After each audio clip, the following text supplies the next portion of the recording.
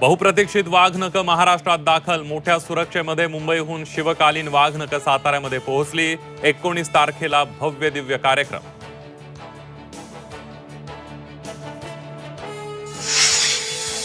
लाडकी बहीण योजनेनंतर मुख्यमंत्र्यांकडून लाडक्या भावासाठी खास योजना. 12वी पास विद्यार्थ्यांना दरमहा 6,000, डिप्लोमा विद्यार्थ्यांना 8,000 तर पदवीधर विद्यार्थ्यांना 10,000 रुपये स्टायपेंड देण्याची घोषणा.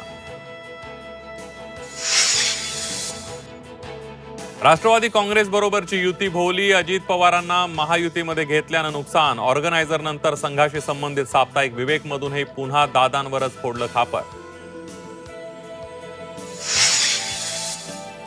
लवकरच आनंदाची बातमी देणार. मंत्रिमंडळ विस्तार लवकरच. मुख्यमंत्री एकनाथ शिंदेंची पंढरपूरमध्ये माहिती.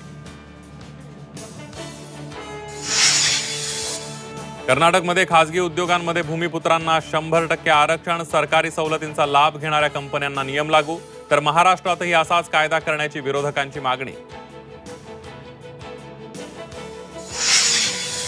खेडकर कुटुंबाची एसीबी करणार चौकशी. बेहिशोबी मालमत्तेचा अहवाल लाचलुचपत विभागानं पाठवला. बेकायदेशीररित्या कोट्यावधींची माया जमवल्याचा संशय. आणि कोकणाला पुढील 4 दिवस पावसाचा ऑरेंज अलर्ट. रायगड, सिंधुदुर्ग जिल्ह्यामध्ये जोरदार पावसाची शक्यता. पालघर, ठाणे, मुंबईला येलो अलर्ट. विदर्भातील सर्व जिल्ह्यांनाही पावसाचा येलो अलर्ट.